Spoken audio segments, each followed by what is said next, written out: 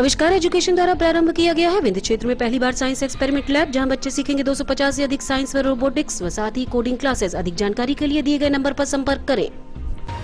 नमस्कार, river 24 news में आपका स्वागत है। ताजा तरीन खबरों के साथ मैं शैलेंद्र। सबसे पहले प्रमुख खबरें। आय से अधिक संपत्ति मामले में पीडब्ल्यूडी के समयपाल के आवास में ईओडब्ल्यू का छापा। निर्माणाधीन बिल्डिंग से गिरा श्रमिक हुई मौत। नेताजी सुभाष चंद्र बोस जयंती अवसर पर कार्यक्रम आयोजित। सुभाष चौक में की गई पुष्पांजलि सभा। और जिला एमेच्योर वॉलीबॉल संघ द्वारा वॉलीबॉल प्रतियोगिता प्रीमियर लीग का शुभारंभ। खबरें विस्तार से। आय से अधिक संपत्ति मामले में पीडब्ल्यूडी के समयपाल के प्राइवेट व शासकीय आवास में ईओडब्ल्यू का छापा पड़ा। पीडब्ल्यूडी विभाग के पदस्थ समयपाल पन्नालाल शुक्ला के विरुद्ध आय से अधिक संपत्ति अर्जित करने की शिकायत आर्थिक अपराध प्रकोष्ठ रीवा में की गई थी, जिसकी पुष्टि उपरांत पन्नालाल शुक्ला पर एसपी वीरेंद्र जैन के निर्देश में मामला पंजीबद्ध किया गया और न्यायालय से वारंट प्राप्त करने उपरांत रीवा आर्थिक अपराध प्रकोष्ठ की 20 सदस्यीय टीम ने ग्राम मठा स्थित आवास में दबिश दी, जहां से एक बुलेरो वाहन, 4 मोटरसाइकिल, आधा एकड़ में बना आलीशान मकान सहित भूमि संबंधित दस्तावेज जब्त किए गए हैं, जिसका आकलन 1 से 1.5 करोड़ रुपए की संपत्ति होने का लगाया गया है। विस्तृत जानकारी कार्रवाई पूर्ण होने के उपरांत मिल जाएगी। अभी कार्रवाई जारी है। इस संबंध में आर्थिक अपराध प्रकोष्ठ एसपी वीरेंद्र जैन से बात की गई। श्री पन्नालाल शुक्ला समयपाल हनुमाना पीडब्ल्यूडी के पद पर हैं।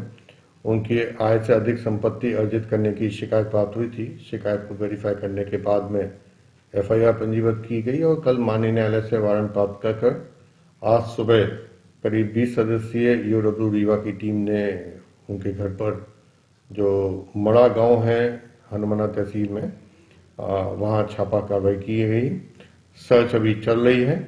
अभी तक की कार्रवाई में 9 दस्तावेज जो बड़ी उन्होंने जमीनें अपने पुत्रों के नाम पे, अपनी पत्नी के नाम पे और स्वयं के नाम पे खरीदी हैं, वो अभी जब्त हुई हैं। एक बुलेरो, 4 मोटरसाइकिलें भी उनके जो उनके निवास है उसमें से बरामद हुई हैं। और उसके अलावा जो उनका शासकीय निवास है हनुमाना में, उसकी भी तलाशी ली जा रही है। अभी तलाशी कार्रवाई चल रही है और तलाशी कार्रवाई पूरी होने के उपरांत ही पूरी स्थिति इसमें बताई जाएगी। सर, अभी लगभग कितने लाख रुपए तक की जानकारी? जो अभी तक की जानकारी है, उनका जो मकान है और काफी आलीशान मकान है उनका, और करीब आधा एकड़ में बना हुआ है। काफी बड़ी बाउंड्री वॉल है और 2 मंजिला मकान बना हुआ है। 1 से 1.5 करोड़ की अभी आय से अधिक संपत्ति का जो है वो आकलन है और पूरी गणना के उपरांत ही इसमें स्थिति स्पष्ट हो सकेगी। निर्माणाधीन बिल्डिंग से गिरा श्रमिक हुई मौत। पुलिस कर रही है पड़ताल। रीवा के अमैया थाना क्षेत्र अंतर्गत अर्जुन नगर में एक बिल्डिंग निर्माण का कार्य चल रहा था, जहां मुस्लिम समुदाय का श्रमिक कार्य करता था, जिसकी बीती रात उक्त निर्माणाधीन बिल्डिंग से गिरने के कारण मौत हो गई। मामला संदेह के घेरे में है, क्योंकि वहां और जो अन्य लोग काम करते हैं ठेकेदार सहित अस्पताल में छोड़कर नदारत हो गए। यहां तक कि मृतक के मोबाइल से फोन कर उसके पिता को तबीयत खराब होने की जानकारी दी गई और उसका मोबाइल भी ले गए। इस संबंध में अमैया थाना प्रभारी शिवा अग्रवाल से बात की गई तो उन्होंने बताया कि अभी पड़ताल जारी है। जो भी तथ्य सामने आएगा उस हिसाब से कार्रवाई की जाएगी। एक श्रमिक की मौत का मामला है, क्या पूरी तक घटना की सच्चाई? अभी तक जितनी भी तफ्तीश इस मामले की गई है, ऐसी जानकारी निकल के आई है कि अर्जुन नगर में एक बिल्डिंग है निर्माणाधीन, जिसमें काम चल रहा है और वहाँ पर जो लोग या लेबर मौजूद थे उनका बताना ये है कि ये व्यक्ति जो है मृत जो हुआ है वो गिर के और जो है मर गया है। तस्दीक और जितने भी लोग थे ये सब नदारद हो गए थे अस्पताल छोड़ने के बाद। जिस बात की तस्दीक की जा रही है कि ऐसा क्यों हुआ, जैसा भी घटनाक्रम निकल के सामने आएगा वैसे ही कार्रवाई की जाएगी। तो किस ठेकेदार के अंदर काम चल रहा था कुछ? अभी 2-3 लोगों के नाम आ रहे हैं ठेकेदारों के, कोई कंफर्म नहीं हो पा रहा, ना कोई लिखित हमको कागज मिल पाया है। अनादि करके कोई नाम आ रहा है और एक कोई बजाज करके नाम आ रहे हैं। 2-3 लोगों के नाम आ रहे हैं जिनका अधिकृत रूप से काम चल रहा होगा। अगर उनकी लापरवाही है तो उन पर लापरवाही की कार्रवाई की जाएगी या जो भी निकल के आएगा उस हिसाब से कार्रवाई की जाएगी। किसका भवन है सर निर्माण? सॉरी, ये भवन किसका है जिसका निर्माण? भवन किसी जामबानी का बताया जा रहा है निर्माण, और ये ठेकेदार उसमें काम कर रहा है। वहीं इस संबंध में मृतक के पिता से बात की गई तो उन्होंने बताया कि 3 माह से ठेकेदार द्वारा उसकी वेतन नहीं दी गई थी और बिल्डिंग में रखा उसका सारा सामान गायब है, मोबाइल भी नहीं मिला है। भैया आपका मोहम्मद जमाल। ये क्या घटना हुई है, क्या सूचना मिली थी आपको? मेरे को 11 बजे रात बताया गया कि तुम्हारे बच्चे की तबीयत गड़बड़ है। कहाँ पे काम करता था ये?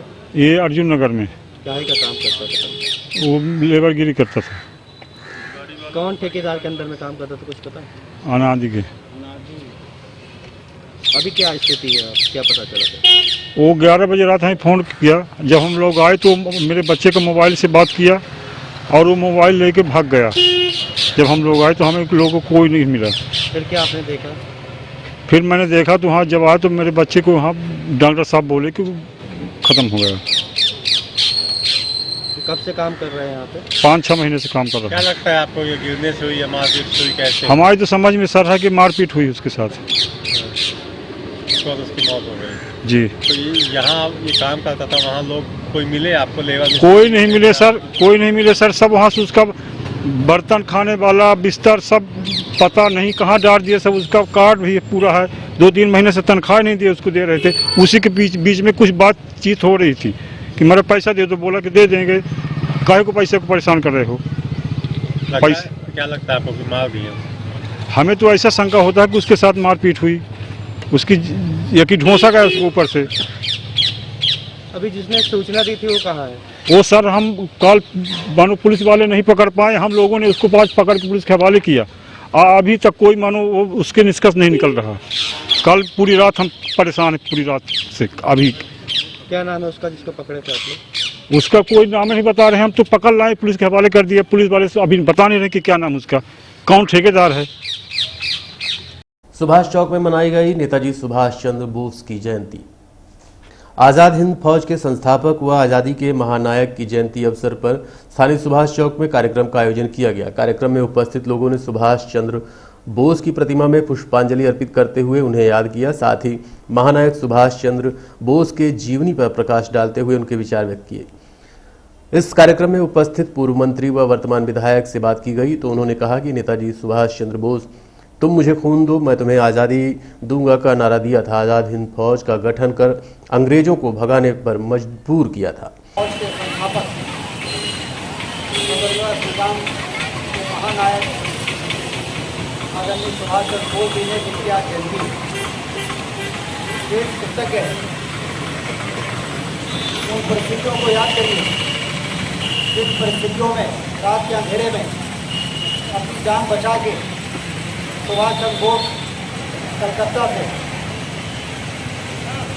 सऊदी अरब होते हुए पहले रूस गए, फिर वहाँ से जर्मनी गए, महीनों यात्रा करके समुद्र में, और किस तरीके से उन्होंने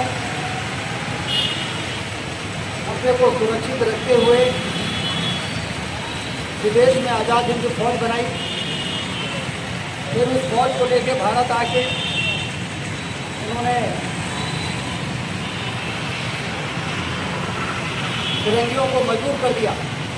एक तरफ महात्मा गांधी जी के नेतृत्व में शांतिपूर्ण तरीके से जन जागरण और स्वतंत्रता संग्राम का आंदोलन चल रहा था। वहीं दूसरी ओर सुभाष चंद्र बोस जी के नेतृत्व में क्रांतिकारियों का दल दो हाथ करने के लिए पूरी तरह से तैयार खड़ा था। इस प्रकार से बेतरफा दबाव को देखकर अंग्रेजी हुकूमत ने हथियार डाल दिया था और हमारे देश को छोड़ के अपने देश वापस चले गए। तब जाके ये स्वतंत्रता मिली है। कहानी को कहना बहुत आसान है, लेकिन इस प्रकार की कहानी को बनाना बहुत कठिन है। तो सुभाष चंद्र बोस जी ने किया, हजारों स्वतंत्रता संग्राम सेनानियों ने अपने अपने स्तर में इन महानायकों के मार्गदर्शन में,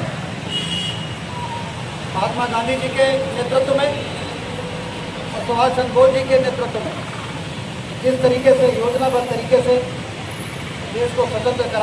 वहीं कार्यक्रम में उपस्थित कांग्रेस नेत्री से रीवा 24 संवाददाता अमित पांडे ने बात की तो उन्होंने क्या कहा, आप सुनिए। जय हिंद का नारा देने वाले तुम मुझे खून दो मैं तुम्हें आज़ादी दूंगा के नारे भाईचारे के साथ। और साथ ही मुझे ये बताते हुए गर्व है कि मैं उस कांग्रेस पार्टी की सदस्य हूँ जिसके राष्ट्रीय अध्यक्ष सुभाष जी 2 बार रहे। कांग्रेस पार्टी में 2 धड़े थे, नरम दल और एक गरम दल। ये गरम दल का नेतृत्व करते थे और आज ये कृतज्ञ राष्ट्र आपको नमन करता है सुभाष जी। जय हिंद, जय हिंद। नेतृत्व हमारा रहेगा हिटलर का और सेना तुम्हारी रहेगी। तो उन्होंने कहा कि सेना भी हमारी रहेगी और नेतृत्व भी हमारा। नेतृत्व तुम्हारा नहीं स्वीकार करेगा। हम अपने देश में जाएंगे देश की गुलामी दूर करने के लिए, न कि किसी पराये देश में जाएंगे। आप हमारी मदद कर सकते हैं सेना से, सैनिक से या हथियार से, आप दीजिए। और दूसरी बात, आजाद हिंद फौज के वो महानायक जिन्होंने कहा था तुम मुझे खून दो मैं तुम्हें आजादी दूंगा, उनका आशय ये नहीं था कि पैसा लागी से खून जो निकाल के एक से दूसरे में डाला जाता है, ट्रांसफर किया जाता है। उनका मकसद था कि इस देश का नौजवान जब आजाद हिंद फौज में शामिल होगा और शामिल होकर शहादत देगा गुलामी को तोड़ते हुए, गुलामी के खिलाफ लड़ाई लड़ते हुए, तब वो जो शहादत होगी उससे जो खून बहेगा नौजवान का, उसके बदले मैं इस देश को आजादी दिलाऊंगा, अंग्रेजों से मुक्ति दिलाऊंगा।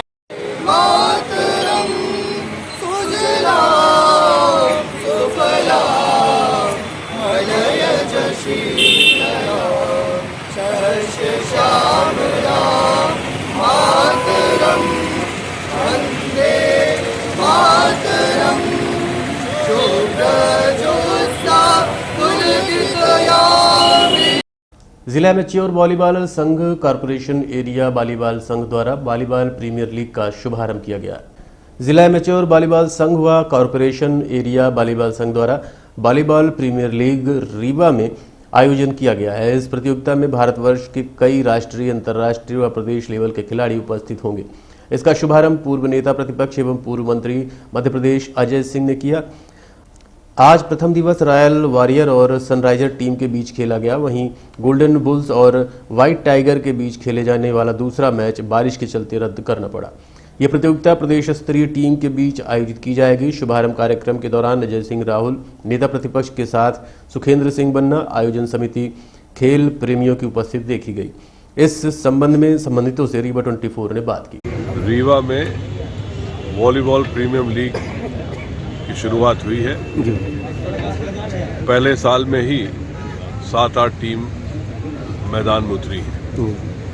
मैं आयोजक मंडल को अपनी तरफ से बहुत शुभकामना देता हूं और हम सब मिलकर ये कोशिश करेंगे कि अगले स्तर ये राष्ट्रीय स्तर पर प्रीमियम लीग के टूर्नामेंट हो। धन्यवाद देंगे आज के खिलाड़ियों को। निश्चित रूप से रीवा के लिए आज सुखद दिन है कि जो पहली बार प्रीमियम वॉलीबॉल टूर्नामेंट हो रहा है और इस बार मैं समझता हूं कि कुछ आनंद फानंद में एक कार्यक्रम हो रहा है और आने वाले समय में एक बेहतर टूर्नामेंट यहां पर होगा और रीवा के युवाओं को एक अच्छा अवसर मिलेगा। और मैं धन्यवाद देता हूं जो यहाँ की आयोजन समिति है जिन्होंने यहाँ के युवाओं के लिए इस बारे में एक अच्छा कार्य। खेल और राजनीति में निश्चित रूप से दोनों एक दूसरे एक सिक्के के दो पहलू। अगर एक अच्छा खिलाड़ी है तो एक अच्छा भविष्य में राजनीतिक भी हो सकता है। प्रीमियम लीग वॉलीबॉल का शुभारंभ किया गया। कितनी टीमें आज उतरी मैच में? आज तो अभी 2 ही टीम खेल पाई, पानी की वजह से मौसम इतना गड़बड़ हो गया इसलिए नहीं खेल पाई, जबकि आज 3 मैच होने थे। कौन कौन से मैच हुए हैं आज? आज पहला मैच रॉयल वॉरियर्स और सनराइजर्स के बीच में हुआ। दूसरा मैच बुल्स का कौन था? गोल्डन बुल्स और व्हाइट टाइगर के बीच में था, जो कि मौसम खराब होने के कारण नहीं हो पाया।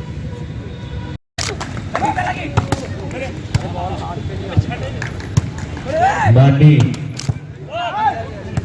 पूर्व नेता प्रतिपक्ष परम सम्मानीय श्री अजय सिंह जी हमारे बीच हमारे इस कार्यक्रम की गरिमा बढ़ाने के लिए परम सम्मानीय श्री अजय सिंह जी, राहुल भैया, माननीय पूर्व नेता प्रतिपक्ष।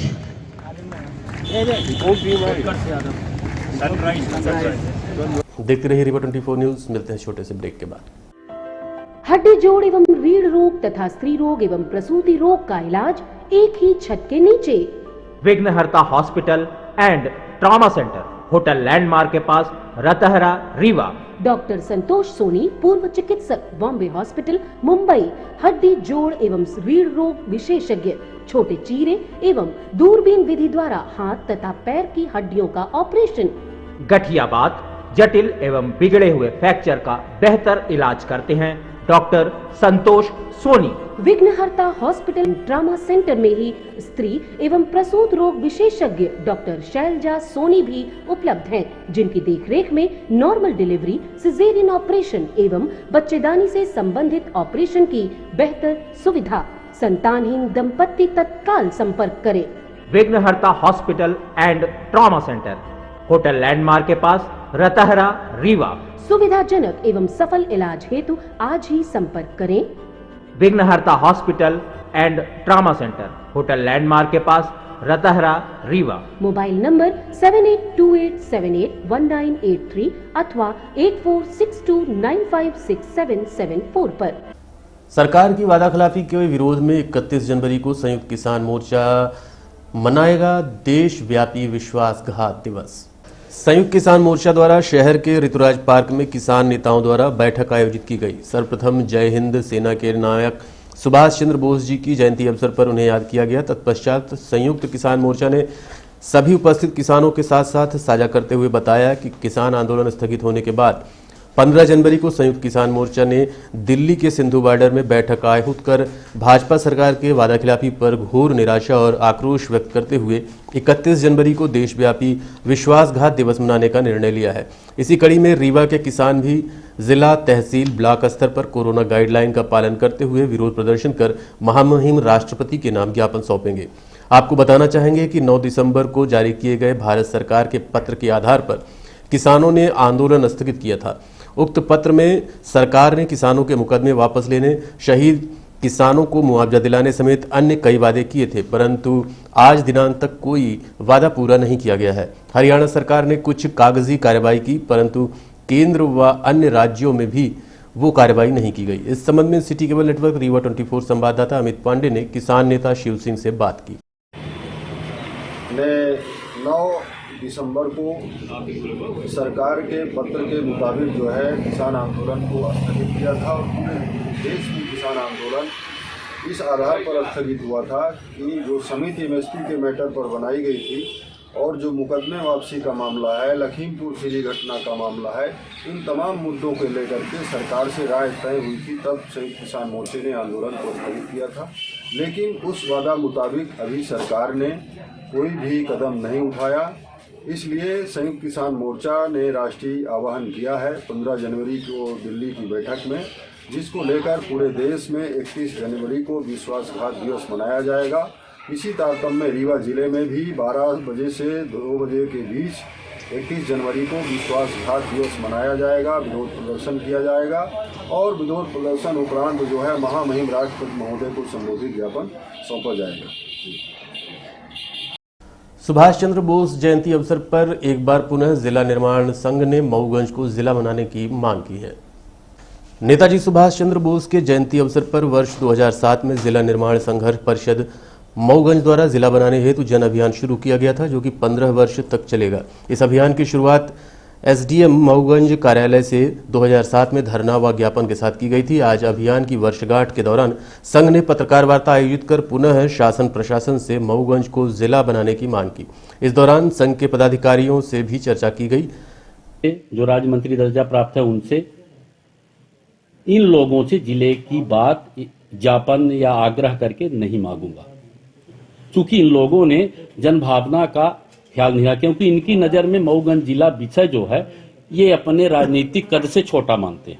मेरा अपना ये मानना है कि मऊगंज जिला का विषय जो है इन नेताओं के कद से बड़ा है और जिनके कारण ये जीत के आते हैं, जो मतदाता हुआ करते हैं देवतला मऊगंज के, अब हम उनसे जिला मांगेंगे। आप मेरा अभिप्राय समझ रहे हैं। अब हम इन नेताओं के पास आग्रह करने नहीं जाएंगे। नेताओं को जो जन्म देते हैं, जिनकी कोख से निकलते हैं मतदाता, अब इस 23 जनवरी 2022 के बाद ये 26 जनवरी 2022 से गांव में जाएंगे, मतदाताओं से मिलेंगे, उनसे कहेंगे कि यदि आपको मऊगंज जिला चाहिए तो हमारे अभियान का समर्थन कीजिए, मेरा समर्थन कीजिए और 2023 तक ये अभियान चलाएंगे। आवश्यकता पड़ेगी 2013 में उनसे प्रत्यक्ष रूप से मतदान की भी अपील मऊगंज जिले के लिए करेंगे। यदि मतदाता जनमानस हमारे इस जन अभियान का समर्थन करेगी, ऐसा लगेगा कि पूरा समर्थन मिल रहा है, तब ये अभियान व्यापक हो जाएगा, और नहीं करेगी तो मेरा ये निर्णायक जन अभियान का आंदोलन का ही स्वरूप रहेगा, गैर राजनीतिक रहेगा, सामाजिक रहेगा। और 2023 में यदि चुनाव में जाना पड़े तो संघर्ष परिषद के सदस्य हम लोग जाकर के मतदाताओं के बीच मऊगंज जिले की एक सूत्री बात करेंगे। अपना किसी राजनीतिक दल से विरोध नहीं है, न किसी राजनीतिक दल के समर्थन में अपन उसको महिमा मंडित करना चाहते, लेकिन जन भावना के परिप्रेक्ष्य में हम ये चाहते हैं कि मऊगंज जिला बनना चाहिए। बहुत पुराना अपना मऊगंज का इतिहास है।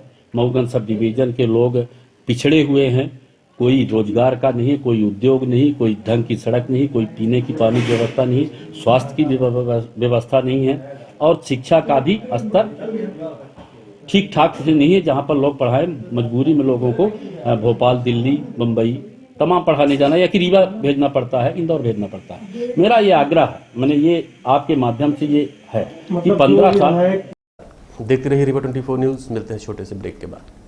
रीवा में चंद्रकला एसी गर्ल्स हॉस्टल खुल चुका है, जो कि पूरी तरह से वातानुकूलित है और घर के बाहर भी घर जैसा माहौल है और बहुत ही अच्छी जगह है, जहां हम अपनी बिटिया को दाखिला दिलवा देंगे।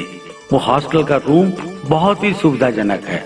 जी हाँ, Chandrakala AC girls hostel, separate room with attached washroom, lunch, dinner with 2 times snacks, fully furnished AC room with furniture, spacious terrace, parking, security, dining hall, TV hall, study hall. Chandrakala AC Girls Hostel, centrally located heart of the city at Dwarika Nagar in front of Ashirwad Marriage Garden, Rewa. Our mobile numbers are 9937425500 and 9893249090. Our landline number is 07662251496. Chandrakala AC Girls Hostel.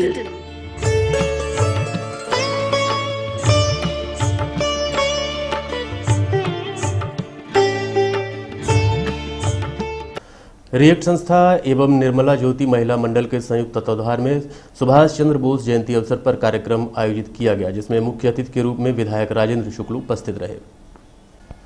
पूर्व मंत्री व वर्तमान विधायक राजेंद्र शुक्ल के मुख्य आतिथ्य में react संस्था एवं निर्मला ज्योति महिला मंडल के संयुक्त तत्वाधान में आज़ादी के आंदोलन के महान क्रांतिकारी नेताजी सुभाष चंद्र बोस की जयंती अवसर पर कार्यक्रम का आयोजन किया गया। सर्वप्रथम विधायक राजेंद्र शुक्ल ने नेताजी को याद करते हुए उनकी प्रतिमा में श्रद्धासुमन अर्पित किए। साथ ही अन्य लोगों ने भी सुभाष चंद्र बोस जी की प्रतिमा में श्रद्धासुमन अर्पित किए। तत्पश्चात उद्बोधन कार्यक्रम रखा गया, जिसमें राजेंद्र शुक्ल द्वारा नेताजी सुभाष चंद्र बोस ने आज़ाद फौज हिंद का गठन करके अपनी सैन्य शक्तियों का एहसास कराते हुए देश की आज़ादी का रास्ता आसान किया था। अंततः अंग्रेजों को भारत छोड़ना पड़ा। कार्यक्रम के दौरान रिएक्ट संस्था व निर्मला ज्योति मंडल के वरिष्ठ सदस्यों को सम्मान पत्र देते हुए सम्मानित भी किया गया। इस कार्यक्रम के संबंध में पूर्व मंत्री व वर्तमान विधायक ने अपनी बात कही। बोस की आज जयंती है और सामाजिक संगठन समाज में जो सेवा करते हैं उनके लिए क्या संदेश देंगे आप? उनका मैं अभिनंदन करता हूं, क्योंकि मैंने देखा है कि जो सामाजिक संगठन है वो शासन और प्रशासन से कम काम नहीं करते हैं। कोविड के दौरान भी देखा है, और जब कभी जल संरक्षण या वृक्षारोपण जैसे पुनीत कार्य होते हैं या शासन की योजनाओं को ज़मीन तक पहुंचाने में शासन के और प्रशासन के बीच में कड़ी का काम की भी जब आवश्यकता होती है तो सामाजिक संगठन गरीबों की मदद करने में बहुत सक्रिय भूमिका निभाते हैं। और इसलिए जैसा कि आज के इस कार्यक्रम में शांति दौड़ और सद्भावना दौड़ जो पिछले 28 वर्षों से हो रही है, 38 वर्षों से हो रही है, उसमें मुकेश शंगल जी और उनकी टीम ने लगातार इसको जीवंत रखा है। इससे एक अच्छा वातावरण बनता है रीवा में, तो इनकी भूमिका बड़ी महत्वपूर्ण है। मैं उनको बहुत बहुत बधाई देता हूँ, शुभकामनाएं देता हूँ। बहुत सारी सामाजिक संगठन वर्क करते हैं, उनको प्रोत्साहन नहीं मिल पाता है। सभी को मैं बहुत शुभकामनाएं देता हूँ और हर जगह मैं उनका नाम लेता हूँ, क्योंकि मैंने बड़े नज़दीक से कोविड कि पहली लहर दूसरी लहर में सामाजिक संगठनों को रीवा में बढ़ चढ़ के गरीबों की मदद करते हुए अपनी आंखों से देखा है, मरीजों की मदद करते हुए देखा है। इसलिए उनका प्रोत्साहन समय समय पर हर जगह जहाँ कहीं भी आवश्यकता पड़ती है, अवसर मिलता है, किया जाता है। पांडे साहब की सुपुत्री अमिता पांडे, अमिता शुक्ला हुई, पुणे में।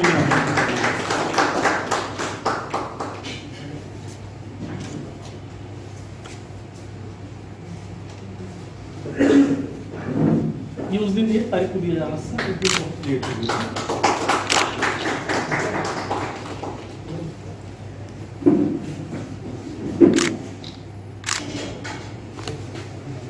राजेंद्र सिंह जी, ये 87 से लगातार इस आयोजन में 36 साल से शामिल हैं।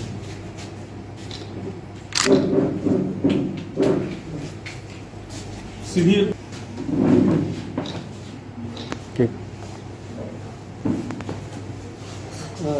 देवेंद्र सिंह जी, ठीक, ब्रजकिशोर शुक्ला जी,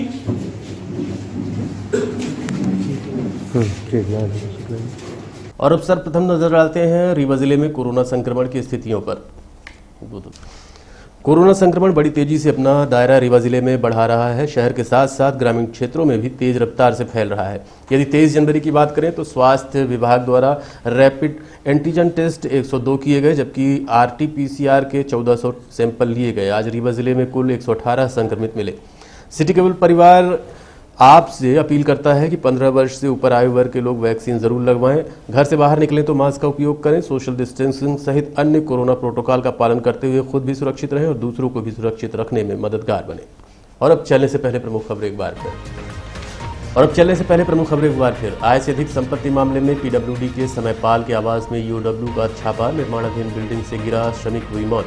नेताजी सुभाष चंद्र बोस जयंती अवसर पर कार्यक्रम आयोजित। सुभाष चौक में की गई पुष्पांजलि सभा। और जिला एमेच्योर वॉलीबॉल संघ द्वारा किया गया वॉलीबॉल प्रतियोगिता प्रीमियर लीग का शुभारंभ।